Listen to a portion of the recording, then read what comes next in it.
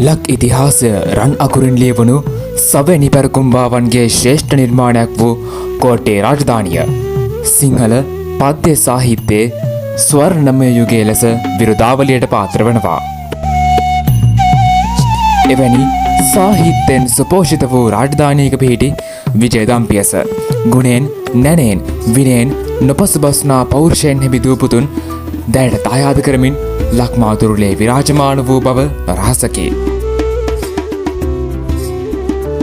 එබඳු ප්‍රතාපවත් අභිමානනීය ඉතිහාසයකට උරුමකම් කියන්නා වූ විජය දහම් පාසල නැමැති සුවසල් වෘක්ෂයේ තවත් ශක්තිමත් දැවැන්ත අත්තකි විජය දහම් පාසල් සාහිත්‍ය සමිතිය.